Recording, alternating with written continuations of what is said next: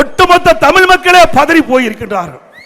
இதற்கு பதில் சொல்ல வேண்டியவர் முதலமைச்சர். உண்மைதானே? அதிகாரிகளை வைத்து, தன்னுடைய அதிகாரத்தை வைத்து இதை உண்மை சம்பவத்தை மறைத்து விடலாம் என்றால் நிச்சயமாக நடக்காது. உண்மை சம்பவம் மக்கள் பார்த்து கொண்டுதான் இருக்கின்றார் என்பதை முதலமைச்சர் உணர வேண்டும். கரூரிலே ஒரு டிஎஸ்பி தலைமையிலே ஒரு என்கொயரி அமைத்து விட்டீர்கள். அந்த என்கொயரி நடந்துகிட்டு இருக்குது, விசாரணை நடந்துகிட்டு இருக்குது.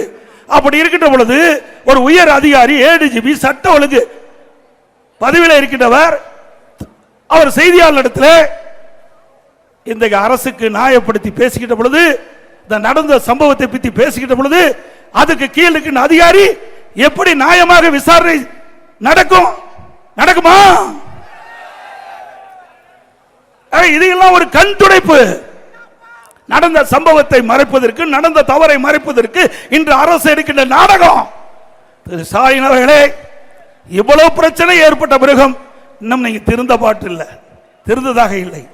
இவ்வளவு உயிர் தமிழ் மண்ணிலே நாம் இழந்து விட்டோம்.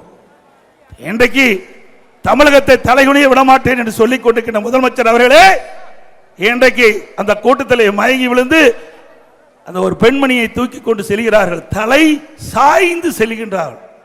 தலை நிமிர்ந்து இல்லை, தலை சாய்ந்து சென்று கொண்டிருக்கின்ற காட்சியை தொலைக்காட்சியிலே அத்தனை பேரும் பார்த்தோம்.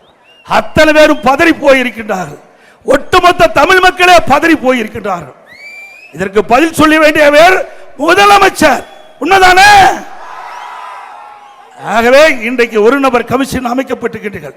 எந்த தகவலாக இருந்தாலும் ஒரு நபர் கமிஷன் இடத்திலே தான் குறிப்பிட வேண்டும். அதிகாரிகளை வைத்து, தன்னுடைய அதிகாரத்தை வைத்து இதை உண்மை சம்பவத்தை மறைத்து விடலாம் என்றால் நிச்சயமாக நடக்காது. உண்மை சம்பவம் மக்கள் பார்த்து கொண்டுதான் இருக்கின்றார் என்பதை முதலமைச்சர் உணர வேண்டும். பிளே ஸ்டோர் மற்றும் ஆப் ஸ்டோரில் இருந்து பாலிமர் செயலியை QR கோடு மூலம் பதிவிறக்கம் செய்யுங்கள். செய்திகளை உடனுக்குடன் பெறுங்கள்.